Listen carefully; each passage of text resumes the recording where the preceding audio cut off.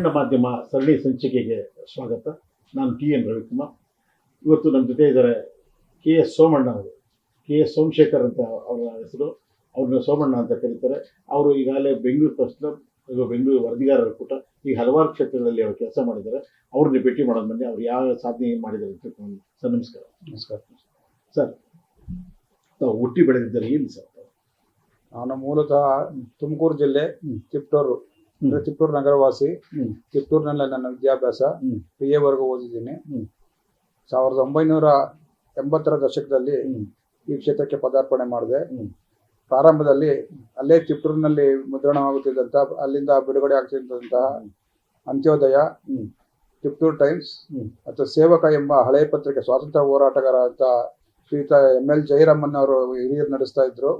ನಾನು ಹೈಸ್ಕೂಲ್ನಲ್ಲಿದ್ದಾಗ ಶ್ರೀಯುತರು ಒಂದು ಸಣ್ಣ ಸುದ್ದಿಯನ್ನ ಕವರ್ ಮಾಡ್ಕೊಂಬರೋಕೆ, ಅಂದ್ರೆ ನೀನು ಹುಡುಗ ಚೆನ್ನಾಗಿದೆ, ಮಾತಾಡ್ತಾ ಇದೀಯಾ, ನೀನ್ ಇಂಥದ್ದು ನನ್ನ ಪತ್ರಿಕೆಗೆ ಒಂದು ಸುದ್ದಿ ತಗೊಂಬ ಅಂದ್ರು. ಆಗ ನಾನು ತಗೊಂಬಂದ್ ಸುದ್ದಿ ಅಂತ ಅಲ್ಲಿ ಕೆಲವರಿಗೆ ನೆಗಪಾಟ್ರಿಗೆ ಗೀಡಾಗುತ್ತಾದ್ರು. ಆ ಸುದ್ದಿಯ ಸೂಕ್ಷ್ಮತೆಯನ್ನು ಏನು ಎಂಬುದನ್ನ ಅವರು ಹಿರಿಯರಂತ ಸೇವಕ ಪತ್ರಿಕೆ ಸಂಪಾದಕರಂತ ಶ್ರೀಯುತ ML ಜಯರಾಮ್ ಅವರು ನನಗೆ ತಿಳಿಸ್ಕೊಟ್ರು. ಅಂದಿನಿಂದ ನಾನು ಆ ಕ್ಷೇತ್ರದಲ್ಲಿ ಸ್ವಲ್ಪ ಪ್ರೇರೇಪಿತನಾಗಿ ಅಲ್ಲಿಯೇ ಒಲವು ಜಾಸ್ತಿ ಆಗಿತ್ತು. ನನ್ನ BA ವಿದ್ಯಾಭ್ಯಾಸ ಮುಗಿದ ನಂತರ ಬೇರೆ ಬೇರೆ ವೃತ್ತಿಗಳಲ್ಲಿ ತೊಡಗಿಸ್ಕೊಂಡನಾದರೂ ಅವೆಲ್ಲವನ್ನು ವಿಫಲತೆ ಕಂಡು ಸುದ್ದಿ ಮಾಧ್ಯಮ ಮತ್ತು ಈ ಪತ್ರಿಕೋದ್ಯಮ ನನಗೆ ಸ್ವಲ್ಪ ಇಷ್ಟ ಆಗಿದ್ದರಿಂದ ಅಲ್ಲಿನ ಸ್ಥಳೀಯವಾಗಿ ಪ್ರಕಟವಾದಂಥ BN ರಾಮಕೃಷ್ಣ ಗುಪ್ತಾ ಅಂತ ಹೇಳಿ ಸಂಪಾದಕರು, ಅದರಿಂದ ನರಸೇಗೌಡ ಅಂತ ಹೇಳಿ ಅಂತ್ಯೋದಯ ಪತ್ರಿಕೆ ಸಂಪಾದಕರು, ಅಂತ್ಯೋದಯ ಪತ್ರಿಕೆ ಸಂಪಾದಕರಾದಂಥ ಶ್ರೀಯುತ ನರಸೇಗೌಡರು ಒಂದು ದಿನ ಬಂದು ನನ್ನಲ್ಲಿ ಬಂದು, ನಮ್ಮ ಪತ್ರಿಕೆಗೆ ನೀವು ಯಾಕೆ ವಿಶೇಷ ಲೇಖನಗಳು ಬರೀಬಾರ್ದು, ನಮ್ಮ ಪತ್ರಿಕೆಗೆ ಯಾಕೆ ನೀವು ವರದಿಗಾರ ಆಗಬಾರ್ದು ಅಂತ ಹೇಳಿ ನನಗೆ ಸ್ವಲ್ಪ ಒಲವು ಮೂಡಿಸಿ ಆ ಪತ್ರಿಕೆಯಿಂದ ಈ ಕ್ಷೇತ್ರಕ್ಕೆ ಪಾದಾರ್ಪಣೆ ಮಾಡೋಕ್ಕೆ ಕಾರಣವಾಯಿತು. ಅಲ್ಲಿಂದ ಮುಂದಕ್ಕೆ ನಾನು ನಾಡಿನ ಹಲವಾರು ಪತ್ರಿಕೆಗಳಿಗೆ ಸುದ್ದಿ ಅಂದರೆ ಬಿಡಿ ಸುದ್ದಿಗಾರನಾಗಿ, ಏಜೆಂಟ್ ಕಮ್ ರಿಪೋರ್ಟರ್ ಅಂತಾರಲ್ಲ ಆ ಥರ ಬಿಡಿ ಸುದ್ದಿಗಾರನಾಗಿ ಕೆಲಸ ಮಾಡೋಕ್ಕೆ ಪ್ರಾರಂಭ ಮಾಡಿದೆ. ನಂತರ ತುಮಕೂರು ಜಿಲ್ಲಾ ಪತ್ರಿಕೆಗಳಾದ ವಿಜಯವಾಣಿ, ಈಗ ಏನು ರಾಜ್ಯ ಮಟ್ಟದಲ್ಲಿ ಬೆಳೀತಾ ಇದೆಯೋ ಅದು ಒಂದು ಜಿಲ್ಲಾ ಮಟ್ಟದ ಪತ್ರಿಕೆಯಾಗಿ ಸ್ವಾತಂತ್ರ್ಯ ಹೋರಾಟಗಾರರಂತ HR ಗುಂಡೂರಾಯರ ನೇತೃತ್ವದಲ್ಲಿ ಬರ್ತಾ ಇತ್ತು. ಆ ಪತ್ರಿಕೆಯ ವರದಿಗಾರನಾಗಿ ನಂತರ ಪ್ರಜಾಪ್ರಗತಿ, ಸೊಗಡು ಪತ್ರಿಕೆ, ತುಮಕೂರು ವಾರ್ತೆ, HS ರಾಮಣ್ಣ ಅವರ ನೇತೃತ್ವದಲ್ಲಿ ಬರ್ತಿದ್ದಂತಹ ತುಮಕೂರು ವಾರ್ತೆ ಪತ್ರಿಕೆಗೆ ಸುದ್ದಿ ಕಳ್ಸಕ್ಕೆ ಪ್ರಾರಂಭ ಮಾಡಿದೆ. ಹೀಗೆ ಬರ್ತಾ ಬರ್ತಾ ಸೊಗಡು ಪತ್ರಿಕೆಗೆ ಪೂರ್ಣಕಾಲಿಕ ವರದಿಗಾರನಾಗಿ ಕೆಲಸ ಮಾಡೋಕ್ಕೆ ಪ್ರಾರಂಭ ಮಾಡಿದೆ. 91ರವರೆಗೂ ಆ ಪತ್ರಿಕೆಯಿಂದ ಆರಂಭ ಮಾಡಿಕೊಂಡು 98ರವರೆಗೂ ತುಮಕೂರಿನಲ್ಲಿ ಕೆಲಸ ಮಾಡಿದೆ. ಅಲ್ಲಿಂದ ಮುಂದಕ್ಕೆ ಬೆಂಗಳೂರಿನಲ್ಲಿ ನನ್ನ ಅಗಲಿದ ಆತ್ಮೀಯ ಮಿತ್ರ GV ಕುಮಾರ್ ಅವರ ಮಾರ್ಗದರ್ಶನದಲ್ಲಿ ಬೆಂಗಳೂರಿಗೆ ಪದಾರ್ಪಣೆ ಮಾಡಿದೆ. ಬೆಂಗಳೂರಿಗೆ ಪದಾರ್ಪಣೆ ಮಾಡಿದಾಗಂತ ಸೋಮಸುಂದರ್ ರೆಡ್ಡಿ ಅಂತೇಳಿ ಹಿರಿಯ ಪತ್ರಕರ್ತರು, ನೀವು ಬೆಂಗಳೂರಿನಲ್ಲಿ ಯಾಕೆ ಪೂರ್ಣಾವಧಿ ಕೆಲಸಗಾರರಾಗಿ ಕೆಲಸ ಮಾಡಬಾರ್ದು ಅಂತ ನನ್ನ ಬೆಂಗಳೂರಿಗೆ ಕರ್ಕೊಂಡ್ಬಂದು ಅವರದೇ ಆದಂಥ ಪ್ರದೇಶ ಭಾಷಾ ವಾರ್ತೆ ಸುದ್ದಿ ಸಂಸ್ಥೆಯಲ್ಲಿ ಕೆಲಸ ಮಾಡೋಕ್ಕೆ ಅವಕಾಶ ಮಾಡಿಕೊಟ್ರು. ಅಲ್ಲಿಂದ ಬಂದು 99ರ ಆರಂಭದಲ್ಲಿ ಬೆಂಗಳೂರಿನಲ್ಲಿ ಆರಂಭಗೊಂಡ ಜನಮಾಧ್ಯಮ ಪ್ರಕಾಶನದ ವತಿಯಿಂದ ಆರಂಭಗೊಂಡಂಥ ಇದೊಂದು ಜನವಾಹಿನಿ ಪತ್ರಿಕೆಯ ಬಿಡಿ ಸುದ್ದಿ ಸಂಪಾದಕ ಮತ್ತು ಬಿಡಿ ಇದು ಎಂಥದ್ದು ಸರಿ ಅಂತಾರಂತಾರೆ ಸರ್, ಉಪಸಂಪಾದಕ ಮತ್ತು ವರದಿಗಾರನಾಗಿ ನನಗೆ ಕೆಲಸ ಮಾಡೋಕ್ಕೆ ಅವಕಾಶ ದೊರೆಯಿತು. ಅಲ್ಲಿಂದ ಡೆಸ್ಕಲ್ಲಿ ಕೆಲಸ ಮಾಡಿಕೊಂಡು 5 ವರ್ಷ ಅದರಲ್ಲಿ ನನ್ನ ಜೀವನ ಮುಂದುವರಿಸಿದೆ. ಅಲ್ಲಿಂದ ಮುಂದಕ್ಕೆ ಕರ್ನಾಟಕ ಸಂಜೆ, ಸೂರ್ಯೋದಯ, ಅದಾದ ನಂತರ ಇದೀಗ ಈ ಪತ್ರಿಕೆ ಆರಂಭವಾದಂಥ ಹಿಂದೂ ಸಂಜೆ ಪತ್ರಿಕೆ ಆರಂಭಗೊಂಡ 2006ರಲ್ಲಿ ಆರಂಭಗೊಂಡಂಥ ಹಿಂದೂ ಸಂಜೆ ಪತ್ರಿಕೆಯಲ್ಲಿ ಮುಖ್ಯ ವರದಿಗಾರನಾಗಿ ಸೇವೆ ಆರಂಭ ಮಾಡಿದ. ಇದುವರೆಗೂ ಇಲ್ಲಿಯೇ ಕೆಲಸ ನಾನು ನಿರ್ವಹಿಸಿದ್ದೀನಿ. ಇಲ್ಲಿಗೆ ನನಗೆ ಸುಮಾರು 20 ವರ್ಷ ಈ ಪತ್ರಿಕೆಯಲ್ಲಿ ಕೆಲಸ ಮಾಡಿದ್ದೀನಿ. ಈಗಲೂ ಇಲ್ಲೇ ಕೆಲಸ ಮಾಡ್ತಾ ಇದ್ದೀನಿ. 2006ರಿಂದ ಇಲ್ಲಿ ಕೆಲಸ ಮಾಡ್ತೀವಿ ಇದೇ ಪತ್ರಿಕೆ. 2006ರಿಂದ ಇಲ್ಲಿ ಆರಂಭಗೊಂಡಾಗಲಿಂದ 20ರವರೆಗೂ ಇಲ್ಲೇ ಕೆಲಸ, ಇಲ್ಲೇ 25ರವರೆಗೂ ಇಲ್ಲೇ ಈಗಲೂ ಮುಂದುವರಿತಾ ಇದ್ದೀನಿ. ಜಾಸ್ತಿ ಟೈಮ್ ಮಾಡಿದಂತ ಇದೇ ಪತ್ರಿಕೆ. ಈ ಪತ್ರಿಕೆಯಲ್ಲಿ ವಿಶೇಷ ನೀವು ಮಾಡ್ಲಿಕ್ಕೆ ಪ್ರೇರಣೆ ಸರ್? ಇಷ್ಟು ವರ್ಷ ಮಾಡ್ಲಿಕ್ಕೆ ಎಲ್ಲ ಇಲ್ಲಿದ್ದಂಥ ವಾತಾವರಣ, ನನಗೆ ಕೆಲಸ ಮಾಡೋಕ್ಕೆ ಪೂರ್ಣ ಸ್ವಾತಂತ್ರ್ಯ ಸಿಕ್ಕಿದೆ ಇಲ್ಲಿ. ಇಷ್ಟೆಲ್ಲ ಮಾಡಿದ್ರಲ್ಲ ಸರ್, ನೀವು ಮಾಡಿದಂಥ ಲೇಖನಗಳಲ್ಲಿ ಒಂದು ಜನಸಾಮಾನ್ಯರಲ್ಲಿ ಆ ಸಮಸ್ಯೆಗಳ ಪರಿಹಾರ ಕಂಡಿರುವಂಥದ್ದು ಆ ಥರದ್ದು ಯಾವ್ದು ಲೇಖನ ಇದೆಯಾ? ಲೇಖನ ಸಮಸ್ಯೆಗೆ ಪರಿಹಾರ ಸಾಕಷ್ಟು ಇದಾವೆ, ಹೇಳಕ್ ಹೋದ್ರೆ ಇದಾಗುತ್ತೆ. ಈಗ ನಾನು 2004 ಆರಂಭದಲ್ಲಿ, ಇಲ್ಲಿ 2006 ಆರಂಭಗೊಂಡಿದ್ದು. ಅದಕ್ಕೆ ಮುಂಚೆ 2004 ಕನ್ನಡ ಸಂಜೆ ಪತ್ರಿಕೆಯಲ್ಲಿ, ಈ ಸಂಜೆ ಪತ್ರಿಕೆ ಅನ್ನೋದನ್ನು ಸಂಜೆ ಪತ್ರಿಕೆಯಲ್ಲಿ ಕೆಲಸ ಮಾಡ್ತಾ ಇದ್ದೆ. ರಾತ್ರಿ ನಾನು ಬೆಂಗಳೂರಿಂದ ಮತ್ತೆ ತುಮಕೂರು ಓಡಾಡ್ಕೊಂಡೆ. ತುಮಕೂರಿನಿಂದ ಪೂರ್ಣಾವಧಿ ವರ್ಗನಾಗಿ ಆ ಪತ್ರಿಕೆ ಕೆಲಸ ಮಾಡ್ತಾ ಇದ್ದೆ. ತುಮಕೂರಿನಿಂದ ಕೆಲಸ ಮುಗಿಸ್ಕೊಂಡು ರಾತ್ರಿ ನಾನು 7:30, 8:30, 9 ಸುಮಾರಿಗೆ ಬೆಂಗಳೂರಿಗೆ ಬಂದ್ಬಿಟ್ಟೆ. ಅಂದ್ರೆ ಬೆಂಗಳೂರಿನಿಂದ ತುಮಕೂರಿಗೆ ಅಪ್ ಅಂಡ್ ಡೌನ್ ಮಾಡ್ತಾ ಇದ್ದೆ. ಬೆಂಗಳೂರಿಗೆ ಬಂದ ತಕ್ಷಣ ನನಗೆ ಯಾವುದೋ ಒಂದು ಸೋರ್ಸ್ ಇಂದ ಪಾವಗಡದಲ್ಲಿ ನಡೀತಲ್ಲ, ಒಂದು ವೆಂಕಟಮ್ಮನಹಳ್ಳಿ, ಪಾವಗಡ ತಾಲೂಕು ವೆಂಕಟಮ್ಮನಹಳ್ಳಿ ನಡೆದಂತ ಘಟನೆಯ ಸುದ್ದಿ ಎಳೆ ಸಿಕ್ತು. ಆ ಘಟನೆ ಇನ್ನೂ ಯಾರಿಗೂ ಗೊತ್ತಿಲ್ಲ. ಆ ಸಂದರ್ಭದಲ್ಲಿ ಏನ ಮಾಡಿದೆ, ಮತ್ತೆ ತುಮಕೂರಿಗೆ ಹೋಗುವಂಥದ್ದು ಇದಾಗುತ್ತೆ ಅಂತ ಹೇಳಿ ದೂರವಾಣಿ ಮುಖಾಂತರನೇ ತುಮಕೂರಿನ ಎಲ್ಲ ಮಿತ್ರರಿಗೂ ಸಂಪರ್ಕ ಮಾಡಿದ್ರೆ ಯಾರೋ ಇಲ್ಲಪ್ಪ, SP ಸಿಗ್ತಾ ಇಲ್ಲ, ಸುಬ್ಬಣ್ಣ ಪೊಲೀಸ್ ಮುನಿಸ್ವಾಮಿ ಅಂತ ಹೇಳಿ ಸಿಗ್ತಾ ಇಲ್ಲ ಅಂತ ಹೇಳ್ತಾ ಇದ್ರು. ನಾನು ಅಚಾನಕ ಅವ್ರು ಫೋನ್ ಮಾಡಿದಾಗ ಅವರು ಆಂಧ್ರ ಬಾರ್ಡರ್, ಅದು ಮಡಕ್ಷಿರ ಬಾರ್ಡರ್ ದಾಟಿ ಆ ಕಡೆ ನಾವು ಇದಕ್ಕೆ ಹೋಗ್ಬೇಕು. ಮಡಕ್ಷಿರ ಬಾರ್ಡರ್ ದಾಟಿ ಇನ್ನೇನು ಹೋಗ್ತಾ ಇದ್ದಾರೆ. ಅವ್ರ ಜೀಪ್ ಪಾಸ್ ಆಗ್ತಾ ಇದೆ, ಘಟನೆ ನಡೆದ ಸ್ಥಳಕ್ಕೆ ಹೋಗ್ತಾ ಇದ್ದಾರೆ. ಸುದ್ದಿ ತಿಳಿದ ತಕ್ಷಣ ಅವರು, ಇಲ್ಲ ಸೋಮಶೇಖರ್ 7 ಜನ ಹೋಗಿದ್ದಾರೆ, ಅದರೊಬ್ಬ ಸಿವಿಲಿಯನ್ನು, ಇನ್ನೊಬ್ಬರು 6 ಜನ ಪೊಲೀಸ್ ಅಂತ ಹೇಳಿ ನಾನು ಸ್ಪಾಟ್ಗೆ ಹೋಗ್ತಾ ಇದ್ದೀನಿ. ಅಲ್ಲಿ ಹೋದ್ಮೇಲೆ ನನಗೆ ನೀನು ಕೇಳಿ ಏನು ಕೇಳಕ್ ಹೋಗ್ಬೇಡ, ನಾನು ಯಾವುದು ಕೇಳೋ ಸ್ಥಿತಿಲಿ ಇಲ್ಲ ಅಂತ ಅವ್ರು ಹೇಳಿದ್ರು. ಸರಿ, ಅಷ್ಟೇ ಎಳೆ ಹಿಡ್ಕೊಂಡು ವೆಂಕಟಮ್ಮನಹಳ್ಳಿ ನನ್ನ ಸ್ನೇಹಿತರೊಬ್ಬರಿಗೆ ಫೋನ್ ಮಾಡಿದೆ. ಅಂದ್ರೆ ಅವ್ರು ಪಾವಗಡ ಸಿಟಿಲಿದ್ರು. ಅವ್ರು ಫೋನ್ ಮಾಡಿದಾಗ ಅವರು ನಡೆದಿದೆ ಹಿಂಗೆ ಎಂತ ಜಡ್ ಚರ್ಲು ಅಂತಲೂ ಏನೋ ಬರುತ್ತೆ, ರಾಯಚರ್ಲುನೋ ಏನೋ ಹೆಸರು.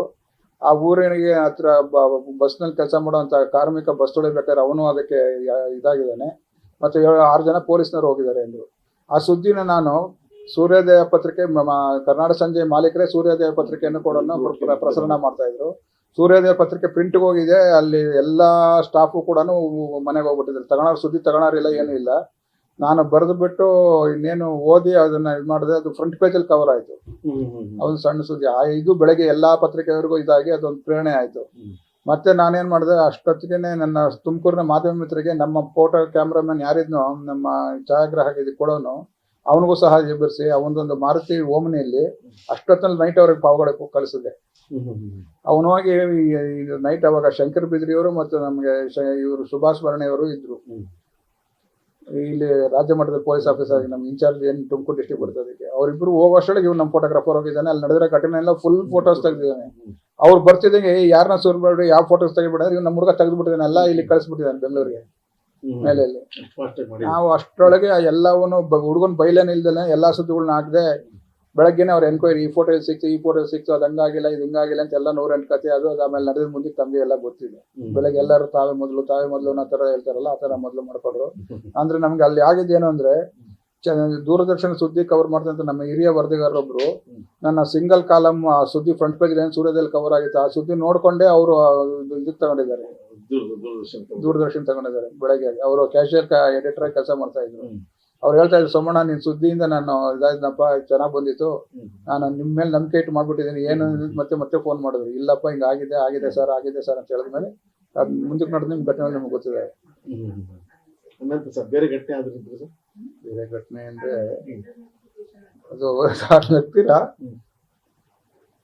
ಕೆಲಸದ ಆರಂಭದಲ್ಲಿ ಏನಾಯ್ತು ಅಂದ್ರೆ, ನಮ್ಮ ಸೇವಕ ಪತ್ರಿಕೆಯಿಂದ ಕೆಲಸ ಶುರು ಮಾಡಿದೆ ಅಂತ ಹೇಳಿದ್ನಲ್ಲ, ಅದ್ರ ಸುದ್ದಿ ತಗೊಂಬಂದ್ರಲ್ಲ ಅವರು.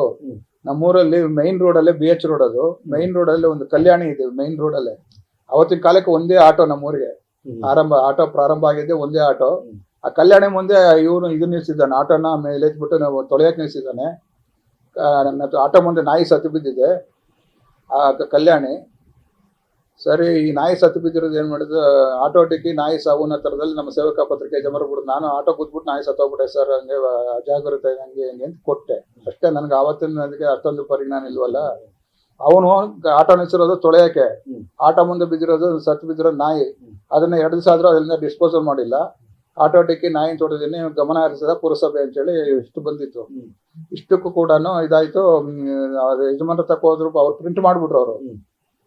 ಅವರು ಸೇವಕ ಪತ್ರಿಕೆ ಯಜಮಾನ ತಕ್ಕೋದ್ರು. ಅಲ್ಲಿಂದ ಅವರು ನಮ್ಮ ಇನ್ಸ್ಪೆಕ್ಟರ್ ಈ ಸುದ್ದಿ ನೋಡಿ, ಅವ್ರ ಹೆಸರು ಈಗಲೂ ಚೆನ್ನಾಗಿದೆ, ಪೀರ್ ಸಾಬ್ ಅಂತ ಹೇಳಿ, ಅಸಿಸ್ಟೆಂಟ್ ಸಬ್ ಇನ್ಸ್ಪೆಕ್ಟರ್. ಅವ್ರು ಕರ್ಸಿದ್ರು, ಏನಪ್ಪ ಹಿಂಗ್ ಮಾಡ್ಬಿಟ್ಟಿದ್ಯಾ ನೀನು, ತೊಳೆಯಕ್ ನಿಲ್ಸೋದು ಆಟೋ ನೀನ್ ತಗೊಂಬಂದು ಹಿಂಗ್ ಮಾಡಿದ್ಯಾ ಅಂತ. ಅವ್ರ ಆಟೋ ತಗೊಂಡು ಹಿಡ್ಕೊಂಡೋಗಿ ಚೆನ್ನಾಗಿ ರಿಪೇರಿ ಮಾಡ್ಬಿಟ್ಟಾರ. ನಿಮ್ಮಿಂದ ನಮ್ಗೆ ಕೆಟ್ಟ ಹೆಸರು ಹಂಗೆ ಅಂತೇಳಿ ಈ ತರದ ಒಂದು ನಗಪಾಟ್ಲ ಗಿಡ ಆದ್ರೂ ಕೂಡ ಸುದ್ದಿ, ಅವತ್ತೇ ಸುದ್ದಿ ಸೂಕ್ಷ್ಮತೆ ಏನೆಂಬುದನ್ನ ಅವರು ನಮ್ಗೆ ತಿಳಿಸ್ಕೊಟ್ಟಿದ್ರು. ಈ ತರದ ಅನುಕೂಲ ಆಗ್ತದೆ. ಮೊದಲು ಮುಷ್ಟಾಗಿ ಎಷ್ಟೊಂದು ನಡೆದಿದ್ದಾವೆ.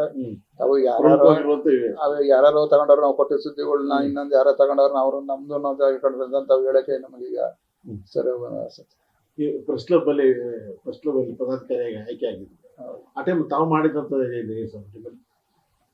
ಪ್ರೆಸ್ ಕ್ಲಬ್ಗೆ ಅಂದ್ರೆ 2006 ಈ ಪತ್ರಿಕೆಗೆ ನಾನು ಫಸ್ಟ್ ಸೇರ್ಕೊಂಡಾಗಲೇ ಪ್ರೆಸ್ ಕ್ಲಬ್ ಕೂಡ ಮೊದಲನೇದಾಗಿ ನಾನು ಕಾರ್ಯಕಾರಿ ಸಂಸದನಾಗ ಆಯ್ಕೆ ಆಗಿದ್ದು.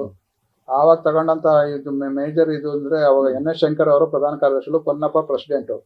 ಈ ನಮ್ಮ ಎಂಪ್ಲಾಯೀಸ್ ಅವಾಗ ಯಾರು ಕೂಡ ಪರ್ಮನೆಂಟ್ ಎಂಪ್ಲಾಯೀಸ್ ಅಲ್ಲ ಪ್ರೆಸ್ ಕ್ಲಬ್ಗೆ, ಎಲ್ಲ ಕೂಡ ಕಾಂಟ್ರಾಕ್ಟ್ ಬೇಸಿಸ್ ಅಲ್ಲಿ ಇದ್ದವರು. ಸಂಬಳಗಳು ಅವ್ರದ್ದು ಇಷ್ಟು ಅಂತ ಹೇಳಿ ಒಂದು ನಿಖರವಾದ ಸಂಬಳ, ಒಬ್ಬರಿಗೆ ಒಂದು ನಿಖರವಾದ ಹುದ್ದೆ ಅಂತ ಆಗಲಿ ಅವ್ರಿಗೆ ಹುದ್ದೆ ಡೆಸಿಗ್ನೇಷನ್ ಏನೊಂದು ಇರಲಿಲ್ಲ. ಎಲ್ಲ ಪ್ರೆಸ್ ಕ್ಲಬ್ ಎಂಪ್ಲಾಯೀಸ್ ಎಲ್ಲ ಇದೆ ಇದ್ದು.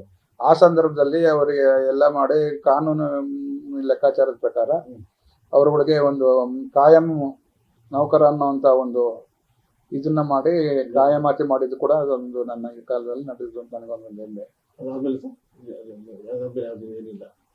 ಆದ್ಮೇಲೆ ಮಾಮೂಲಿ ರುಟೀನಲ್ಲಿ ವಾರ್ಷಿಕವಾಗಿ ಏನ್ ನಡೀತಾ ಕಾರ್ಯಕ್ರಮಗಳು ಎಲ್ಲದರ ಇದಕ್ಕೂ ನಾವು ಇದಾಗಿದ್ದೀವಿ. ಮತ್ತೊಂದು ಸುದ್ದಿ ಏನಂದ್ರೆ ಜನಾರ್ದನ್ ರೆಡ್ಡಿ ಅವರು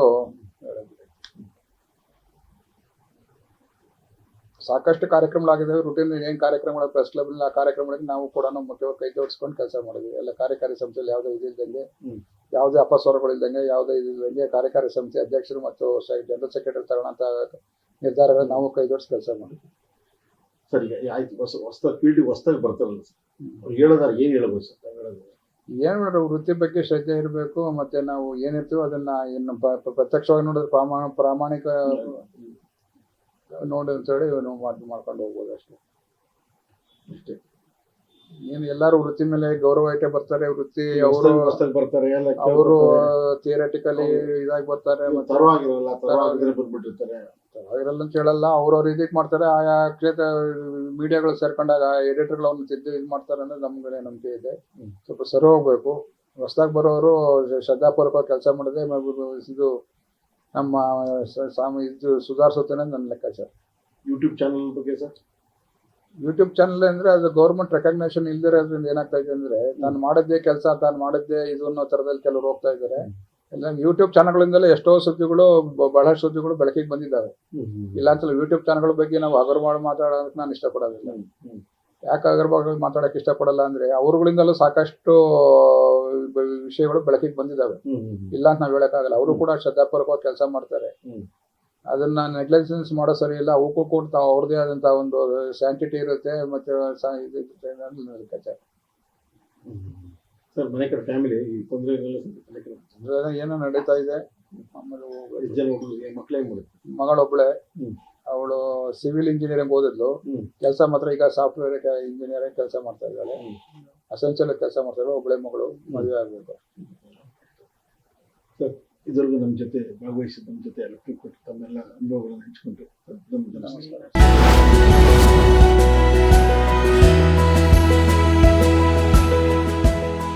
ಕ್ಷಣ ಕ್ಷಣದ ಸುದ್ದಿಗಳಿಗಾಗಿ ಫ್ರೀಡಂ ಟಿವಿ ಸಬ್ಸ್ಕ್ರೈಬ್ ಮಾಡಿ, ಲೈಕ್ ಮಾಡಿ ಹಾಗೂ ಫಾಲೋ ಮಾಡಿ. ಹೊಸ ಸುದ್ದಿಗಳ ನೋಟಿಫಿಕೇಶನ್ಗಾಗಿ ಬೆಲ್ ಐಕಾನ್ ಮೇಲೆ ಕ್ಲಿಕ್ ಮಾಡಿ.